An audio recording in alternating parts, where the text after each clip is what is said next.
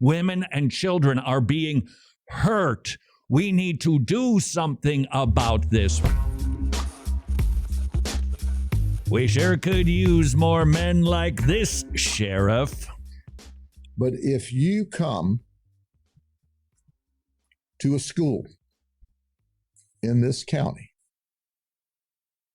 armed, we're going to do our best through either our guardians, our school resource officers, or our school resource deputy sheriffs to eliminate the threat outside of the school before they ever get to the children.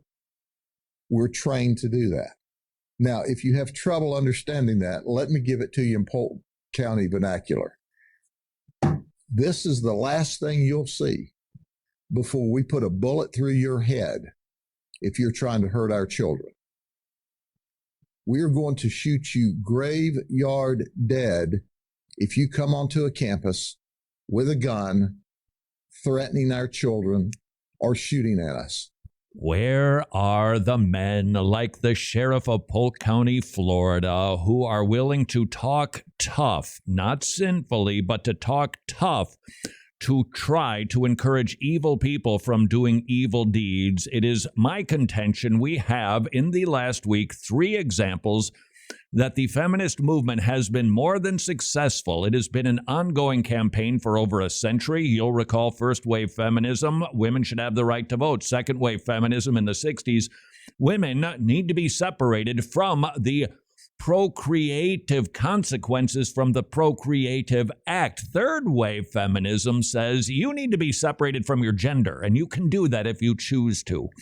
And all along the march of modern day feminism has been the mantra, toxic masculinity. All men are bad and they need to become softer. And I think that is precisely what we are seeing in our culture today. And this ain't good for women or children. No doubt you've heard at the Uvalde shooting, and if you haven't been grieved enough about that, how's about it was just discovered the 9-year-old girl who was shot with her 18 other peers. She put up a TikTok video the day before telling her friends to believe in Jesus. Oof. The police were called. They came to the scene and waited an hour and 18 minutes, give or take, until the Rangers showed up, who are apparently more equipped to stop a terrorist in a grade school. It seems to me, even though I know they were ordered stand down, I understand that that is the way the Florida police are instructed to deal with these situations. But where were the men to say, no, there's kids in there, they're alive, the dude's got a gun, he's shooting them, we can hear it, we're going in? Where were the men? There was another fellow who actually happened to be more manly in this situation. He was getting his hair cut. His wife was a teacher. His daughter was a student. She texted him, there's an active shooter. Help. I love you. He stopped his haircut, was willing to go, talk about courageous, go out with an uneven haircut. He borrowed a rifle from the barber. It's always good to go to a barber with a rifle. Goes to the school. He marches in, gets his wife, his daughter, and other children out. Now, that is a part of being male. It is not the only part. We want to make sure we don't whiplash from one ditch into the other.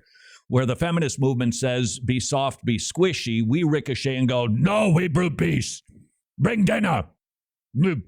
Woman. We don't become that.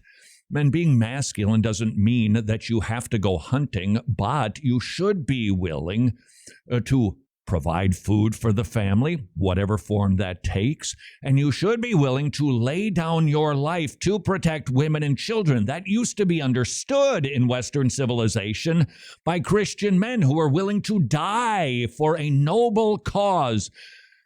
It seems that we're lacking that intuition these days. Story number 2 for your consideration. Do you remember the pastor? Can I call him a pastor?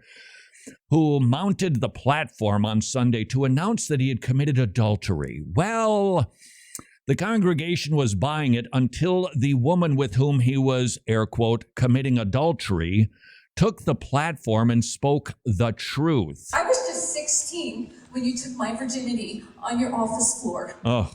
Do you remember that? I know you do, and I have plenty of other stories that I could bring to your remembrance. You did things to my teenage body that had never and should have never been done. Don't look at me like that. You know the truth. He didn't deny it. Don't forget this little detail. While he was performing this criminal act, she wasn't just 16 on the office floor. She was also wearing her purity ring. Where were the men in this congregation who did not get up, walk to the platform, and circle this man and say, sit down. You're not going anywhere until the police arrived? Where were the men who are willing to protect women and children? Anecdote, I grant you they're anecdotal. Number 3, the EC report, the Executive Committee report from the Southern Baptist Convention. There are many details that will need to be sorted, but the conclusion is not being denied by anybody with any authority in the Southern Baptist Convention that the EC, despite the fact that they'd received over 700 allegations of sexual abuse, did not act very proactively. It doesn't mean they never got involved. It was pretty scarce, though. Overall, their response to about 50 accusations per year was, we got to listen to the lawyers. We've got to make sure that we don't have any sort of liability here. Where were the men who stood up and said, I don't care about lawyers. Women and children are being hurt. We need to do something about this. We are living in an era where men are encouraged to not be men because they don't understand what it actually means to be male. How do we know what that looks like? Just turn to your New Testament and study Jesus Christ. He was the warrior poet. He was the gentle warrior. He was the one who put little children on his knee tenderly, but also confronted the religious leaders and turned over tables. We need to study Jesus more and become more manly like him. We used to be called gentlemen. You need to be gentle, but you also need to be manly. And if we want our women and children safe, we need more people to look like Jesus Christ.